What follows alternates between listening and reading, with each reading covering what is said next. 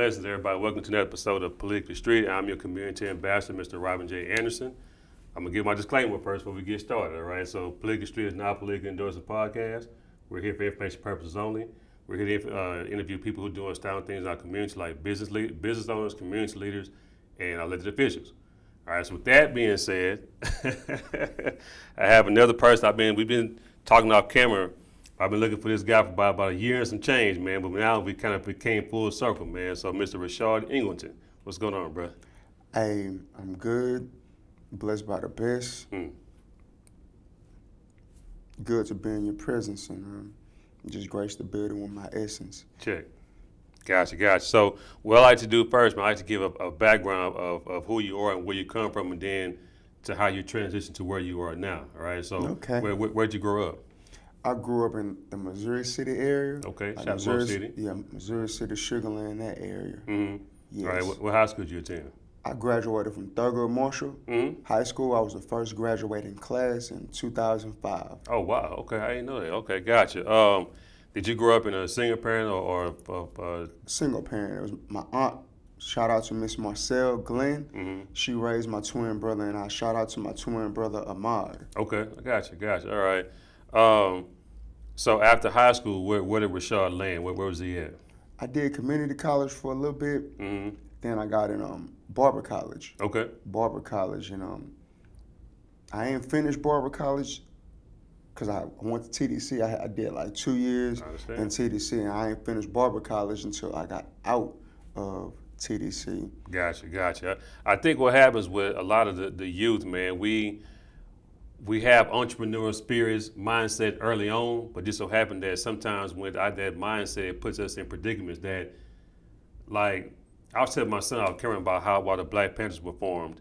They were formed because they saw a need in the community, right? And so by them seeing need in the community, the quote unquote, the powers that be saw them as a threat. You know what I mean? And so, but when the Panthers were infiltrated and basically like quote unquote prisoners of war in jail and things like that, that's how most of the gang culture got started. You know what I mean? Yes. From the Crips and the Bloods. The Crips, Bloods, and all the others and whatnot. So, but now it's like we don't have the quote unquote OGs who stand on the principles of what the gang culture was really what got founded on. You know what I mean? And so I don't know if that's what happened to you, but do you want to expound on it? I just want to expound. I had a good family. Came from a good family. Mm-hmm. Man, my grandfather, travel in peace, Reverend Marcel Glenn, grew up in the church. He had a church. Well, they still had a church. My family has a church, 39th Street Missionary Baptist Church. So I had a good family, just led astray to my own doings, being with people I didn't need to be with, making choices I didn't need to make. But at the same time, I went right where I needed to go because it helped me. Check. And it ties into me changing my eating habits. So if I can, expound, because I'm a vegan chef and my business is Kale's Kitchen. Everybody out there follow at Kale's Kitchen 713. That is KALES_KITCHEN 713 on Instagram. So let me get back into my story about how TDC got me to where I'm at now. So I did 2 years in Pam Lensner State Jail. That's in Atascocita. And so while I was there, a young man told me that we were Hebrew Israelites, and that piqued my interest. Now, I don't subscribe to Hebrew Israelite, anything like that. Don't get on the corner dressing up like a Power Ranger. Don't do that. But when I got out, since it piqued my interest, I looked up the Bible again, getting into the Bible, got into the first 5 books. So I got it in 2012. So as you know, I'm a vegan. I started vegetarian, but over 4 years with no meat or seafood. Sure. So around 2012, 2013, I started changing my eating habits because in the Hebrew Israelite text, the first 5 books, which is called the Pentateuch, they say no pork, no seafood, shellfish, tells you how we're supposed to eat as quote-unquote Hebrew Israelites, but that's when I was looking at eating as a physical thing. So Gotcha. I changed my eating habits like that, but as I got more and more into the knowledge, it went from Hebrew Israelites to studying Dr. York. Are you familiar with Dr. York? Studying the Nuwapian text. So studying the Anunnaki, then it just led into spirituality. So boom, February 29, 2017, I'll never forget this day. I was at Frenchie's with my mother. We were eating chicken, and it just did not feel right. Something in my spirit came over me and was like, you can't do this anymore. So I didn't really know too much about veganism, vegetarian. I just knew I didn't want to do it. So I would go get like veggie pizzas with the cheese and the vegetables, or go to Subway, get the veggie sandwich, get my fruits and vegetables from the store and just eat it, because I knew, okay, being a vegetarian or a vegan, the common denominator is vegetables and fruit. Check. So I was eating out a lot during those times at vegan places. And of course, eating out is good. It can get costly. It can get very costly. But then at the same time, you don't know whose energy is being put on your food when we look at everything as a spiritual aspect. So got into cooking for myself. And with me, as you see, I motivate online. When I work out, I give the people 60 seconds worth of free game. When I put my food, put that online, tell them it's made with love. So I continued to put my food online. I had no plans on being a chef, but I guess the divine mothers in the universe said otherwise. So kept posting, and I'm thinking I'm just posting to motivate people that might be vegan, vegetarian, that want to eat this way. But eventually around 2019, oh, that food look good. Yeah. Come, I'm going to buy a plate. Did that, okay, did a few of those. The pandemic hit. Quarantine, so I couldn't sell plates, but I'm like, I'm gonna keep working out, because that's one thing I don't want to tell us about the pandemic and corona. If you work out, get your sunlight, water, fruits, vegetables, you'll be all right. So during the quarantine, I'm cooking, still posting, working on my craft. So we come out the quarantine, more people start buying plates. Shout out to your cousin, LaShawn. Shout out to LaShawn. When I was just dropping plates off, she was one of the first when my cauliflower nuggets had hit. That became a sensation when I was going around dropping off food. Got something from it. So did that after the pandemic, after the quarantine, because people was ready to get out the house. People just wanted to be free again. So the universe did it like that. It was around August. Just kept doing it, meeting people that were buying food, started doing different events. And eventually I landed at the Shape Community Center, and that is 3815 Live Oak, Houston, Texas, 77004. And I'm there every Wednesday and Thursday, 12 to 6, and the last order is at 5:45 p.m. Y'all come get some good vegan comfort food made with love. Philly cheesesteak nachos, Philly cheesesteak egg rolls, soy and gluten-free. I got stir fry, I got kale salad. I got whatever you want, and trust is made with love, love, love, in a quick and timely fashion. So y'all come get your fix. So that was the story of how my trials and tribulations put me where I'm at now. And I am thankful to the Most High, the Creator, and the Divine Mothers for always watching and guiding me and keeping me, because I've done some things that I shouldn't have done. Done some things that probably could have put me 6 feet in the ground. But I'm still here motivating my people, living a good life, and wanting to keep doing it because of the love of my people. And I know what my purpose is. My purpose is to be a healer. And we heal through hands, we heal through speech, and most of all, we heal through what we put inside of our body. So that, I'm glad you mentioned that, because I was just mentioning to my son off camera. We were driving home and coming back. I was telling him about knowledge itself and how, going through certain things that put you, nothing's by happenstance. Nothing. Everything happens for a reason and whatnot. But once you find your purpose, then that's when the universe opens up to get you to what you need to be and where you want to be and whatnot. And so, but you mentioned about chicken, man. I had a situation that happened to me December 23rd, 6:45 p.m. I never forget it, man. So I fasted when the solstice changed, right?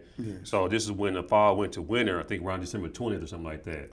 So when the solstice changed, I say, no, let me go ahead and give me some Popeyes and whatnot, my red beans and rice, my biscuit and my drink. And so I got some 5-piece chicken strips. And so I should have known something was up, because they said we hadn't dropped any yet. So I said, pull around. So me and a friend of mine, we pulled around, and they gave us some fresh chicken strips, man. So we ended up posting up somewhere, man. I ate it, and then like not even 2 minutes, bro, I felt nauseous. So I was like, man, maybe I got up too fast or whatnot. So I tried to sit down and kind of calm myself, but it's like it came. So I ran to the restroom, pulled the seat up, did 3 heaves. The first heave, a little food came out. Second heave, nothing. Third heave, nothing. So I'm like, damn, I know I had more food than that. So I put the toilet seat down. I turned to walk out the bathroom. My whole left side just went numb. Wow. And I fell to the floor because it was painful, right? So long story short, ambulance came and got me, and they diagnosed I had a ruptured esophagus and a punctured lung from throwing the food up. So it had to be contaminated, you know what I mean? Wow. So from that point on, from that point on, I haven't eaten any red meat, but I still eat seafood every now and then. I ain't gonna lie to you, you know what I'm saying? It's day by day. Like one thing about me, Robin, I don't judge anybody for how they do. I just live by example because I know like we have to unlearn and relearn what we've been taught. Like, okay, in the motherland, this is the motherland as well because all the continents were connected. So America is the promised land, Northwest Africa, whatever you want to call it, because all continents were connected. But in the motherland, we have fruits, vegetables ready to pull from the ground and will grow back. But when they captured us over here, because I don't believe all of us came from slave ships. I agree. But that's another That's story. another story, right. When they captured us on our own land, and we knew that we had to get vegetation, but it wasn't plentiful. So on the plantations, we like, well, we'll just get it secondhand. We'll get our vegetation from because the chicken is eating the cow is eating so if we kill them and eat the flesh, we can still get those nutrients. Right. Wow. It was, so we had to unlearn and relearn. So it's day by day, and unfortunately, not many of us grew up where it was mandatory. Same here that we ate fruits or vegetables. Now, if we had vegetables or whatever in the house or on a Sunday dinner, it would be pork inside the green beans, or it would be beef or whatever inside of our vegetables. Well, we couldn't just eat it straight. So what I do is, what I cook is not the healthiest version of a vegan meal. That's why I call it vegan comfort food. It's what will be a transitional food. If I can make my meals look like what you eat on a standard American diet, then that's when the conversation of vegan opens up. Because most people, not even just our people, I can't do it. They're already programming themselves to tell themselves that they couldn't even give up meat. I say it's a day-by-day process. So those watching, how you could start is a meatless Monday. Take one day out of the week. And if you can do one day, you can do 2 days. But you just have to find your substitutes and your balances. One thing that I would tell people, and I wouldn't suggest that long term, but if you are serious about transitioning, go get you some of the plant-based burgers. A Beyond Burger, some that's soy and gluten-free. Make your burgers or whatever you would use meat in.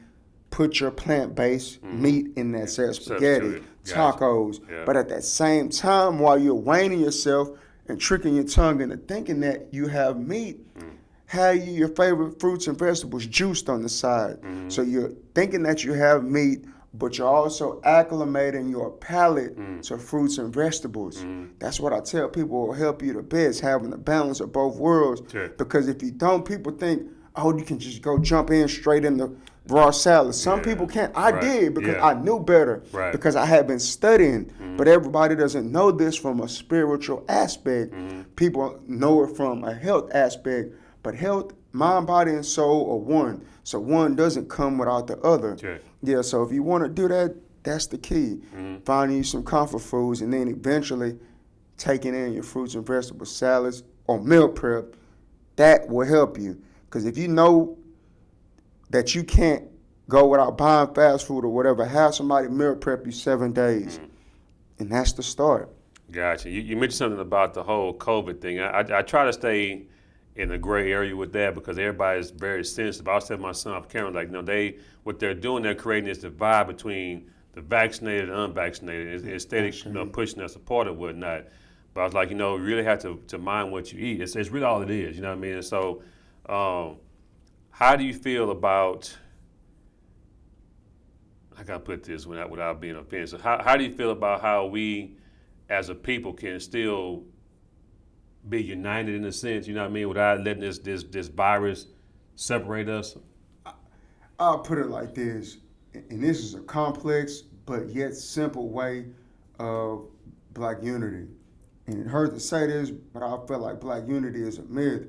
You just got to find your tribe of people that think like you. Sure. And just because all of us are not going to come together, you have to think about this. We are some of the most spiritual people ever. And what spiritual means to me is that we have a physical body, but we also have a solar body that operates in another universe, in another realm while we're here alive on this realm. So if you ever meet another person of color and you don't even know these people, I always use this analogy. You don't know them, but y'all meet up but can't seem to get on the same page. Sometimes because you're at war with this person in another realm. And that may sound far-fetched, but that is the simplest way I can break it down. Because some people come to heal, some people come to save, but in all, we have to realize most people are on this earth to continue paths of destruction. And we have taken on so many ways of our oppressor that sometimes we just have to forget about a lot of our people. But to answer your question about being divided on the vaccinated versus the non-vaccinated, well, if you want to be vaccinated, it's cool, because obviously those that were vaccinated forgot about the Tuskegee experiment, all of those things like that. But we won't judge them. We won't judge them because some people are just misinformed, and some people don't want to take the advice of the people, the holistic people. Now, me, no, I would not get the vaccination because there are herbs, there are plants, fruits, vegetables that will keep my body pure. And if I exercise and expand my lungs on a daily basis, keep my body pure, my immune system up. The sunlight, what does heat do? Kill viruses. So during the pandemic and quarantine, what did they tell us? Stay inside. So it's kind of, I don't hate to be a conspiracy theorist, but something strange is going on. And so it's kind of like, well, they ain't dying fast enough. HIV's not getting them. Cancer's not getting them fast enough. Diabetes is not getting them. Lupus is not getting them fast enough. What can we do to get these powerful gods and goddesses up out of here? Well, maybe we can give them $100 to take the vaccine. Or maybe we can get rappers to shoot a video telling them to take the vaccine. Yeah, man. It was, it's funny you say that because, it's interesting, man. It's definitely interesting how they trying to manipulate the mindset of our people to say, this is a quote unquote famous rapper. If he gets on talking about it, what they were trying to do is connect to the nostalgia of back that thing up. You know what I'm saying? Yeah, we were just talking about that about an hour or so ago. About, Juvenile, Mia X, and Man Fresh. And I don't have nothing against them, but get your money. But we see who y'all with. Y'all not for us.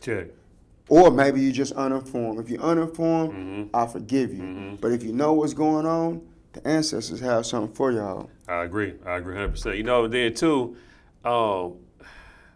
what I don't understand is how do they forget the whole Tuskegee Airmen experiment, not Tuskegee Airmen, Tuskegee experiment, or even just the whole going to Africa. They putting these vaccines in these kids, and now you got people who coming up with quote unquote AIDS, and they ain't never been sexually active. How does it happen? You know what I mean? So I'm not trusting it. I don't trust it. I know people go to hospitals, for minor things, common cold. If you go to hospitals for that, cool. But if we look back at how they used us as guinea pigs, how they experiment on our bodies.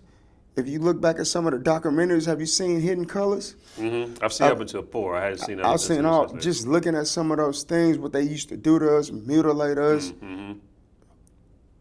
why would I trust these people? Check. Throughout our whole interaction with the dominant society, and you know what the dominant society is. We don't have to say who or what it is. We Right. know. Right. Have they ever done anything that is beneficial to our well-being? In my opinion, no. No. So why in 2021 would they tell us or give us something that would help us? I agree. But you know what, though? Now, I was just mentioning to my son, I was caring about the whole, the Black Panthers, and basically they are prisoners of war. Some of our prisoners are still, our warriors are still incarcerated. But even through from when our people actually came over here and was put into bondage up until now, from all the worst things they can do to us, the inhumane things they've done to our people, we are still here. You know what I mean? So that should show y'all the resilience of people of color. You know what I mean? And so, but I'm not trying to say that we're superior to anybody. It is what it is. You know what I mean? Man, you can say it on here because this is your space. It is. And we are gods and goddesses. And what I mean by that, not to say superior, but if you believe that you can create through your thought, through your speech pattern, through your touch, you are a creator. You are a God. You are a goddess. Like I tell people, Psalm 82:6 says what in the Bible?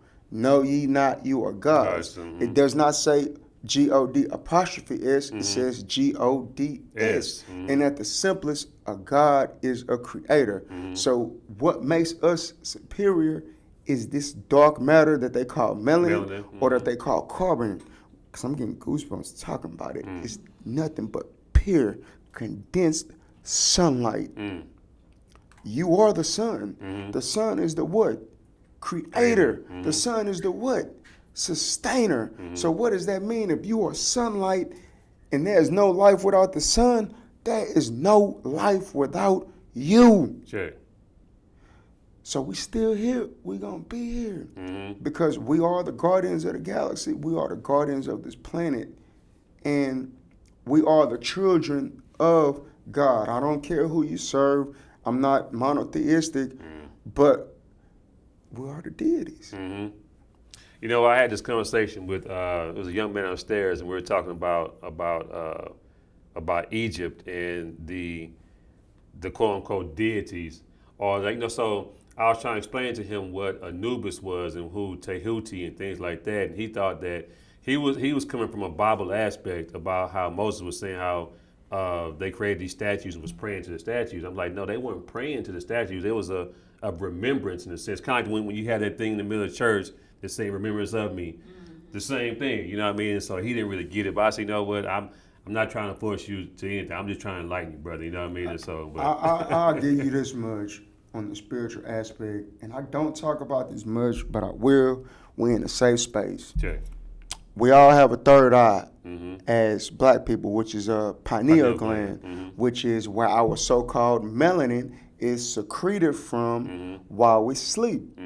So within the first 2 weeks in 2017 of me stop eating meat, I had a serious headache right in this area. Wow. And I knew, okay, this is my body acclimating to not eat meat because your stomach is your first brain. When you eat The meat, gut. the parasites from the animal flesh attach to your first brain. They attach up here. So when you're trying to wane yourself off meat, it's not you that's wanting the meat, it's the parasites that are attached to your brain, which controls your whole body.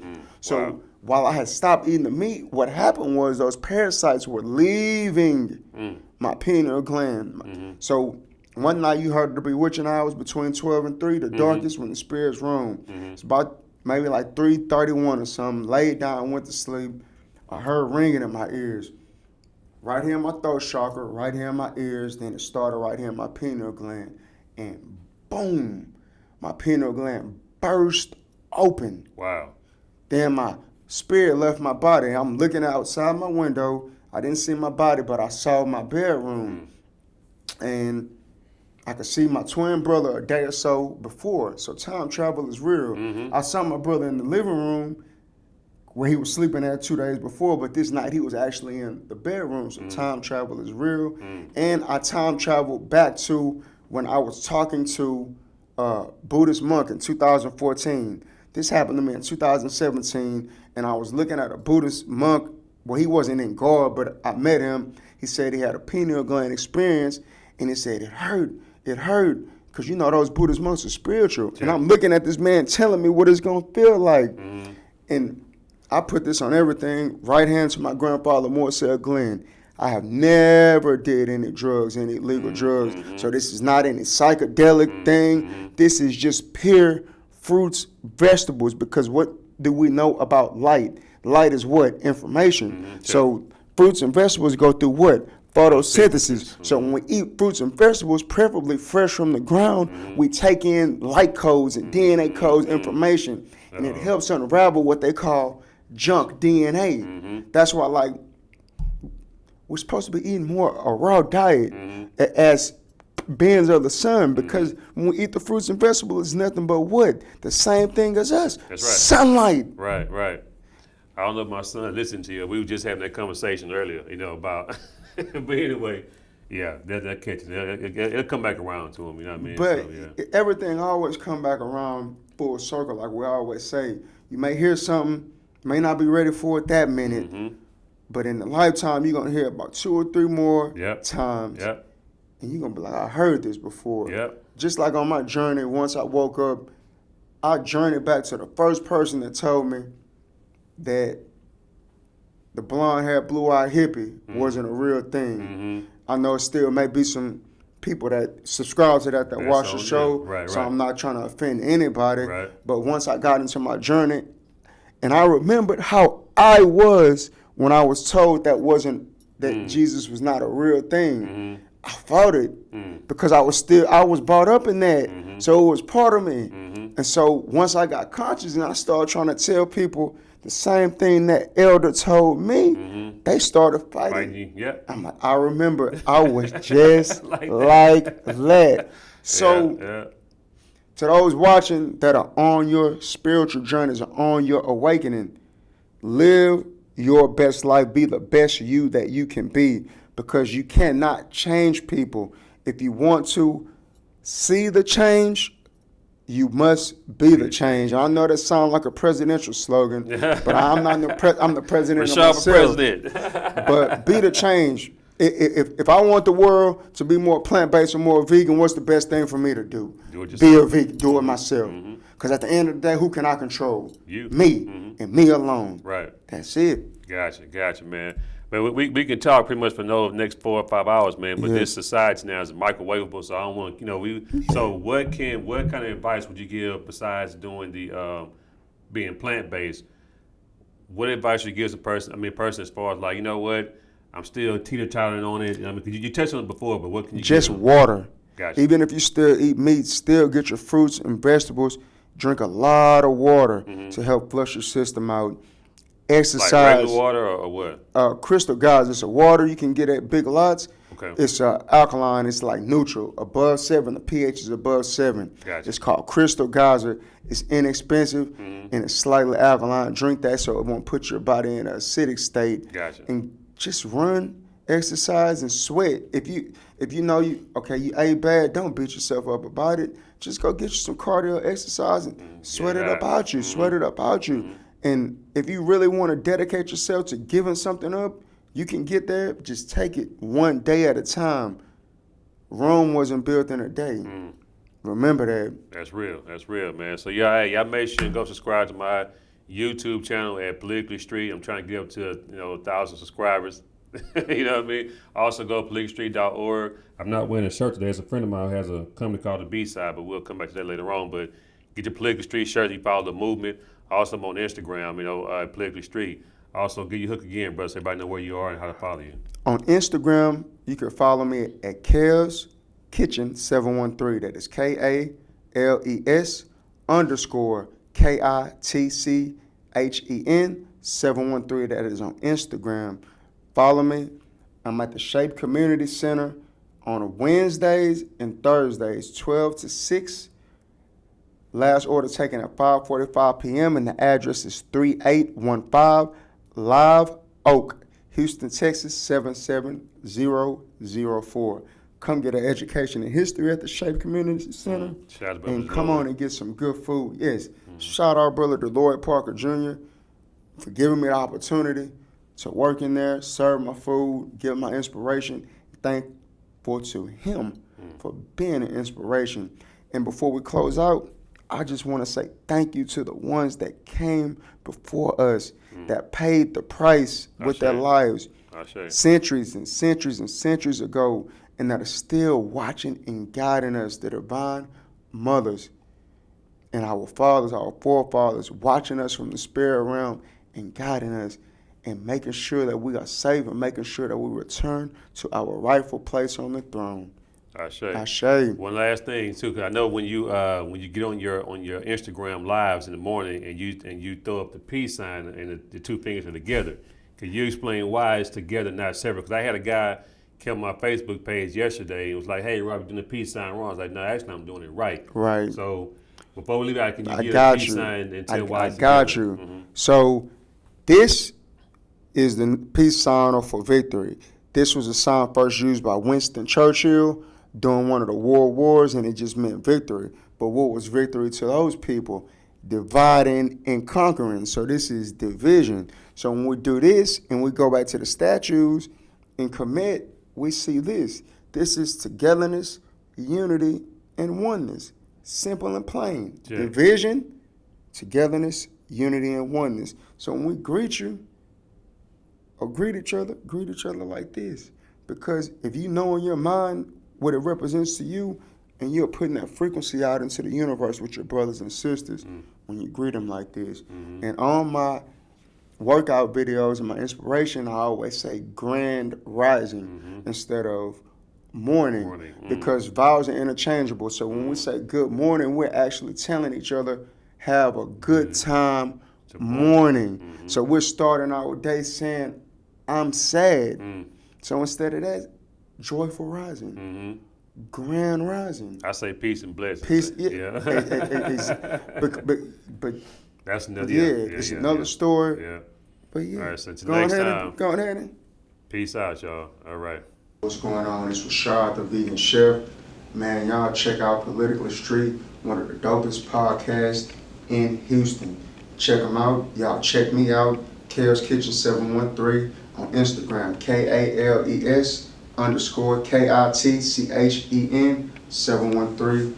Come get some good food. I'm located at the Shape Community Center, 3815 Live Oak, Houston, Texas 77004 on Wednesday and Thursday, 12 to 6. Last order taken at 5:45. Man, I had a great time doing this podcast. If you're looking, you got some jewels, nuggets you want to talk about, man, y'all get with my man Robin. Good dude, welcoming vibe, and y'all come check out this coffee shop that I'm in where we're interviewing and recording. I'm getting goosebumps because the ancestors are in here covering you, brother. I love what you do. Peace, blessings, love, unity, and much more. And last but not least, may abundance flow in your favor. Ashe.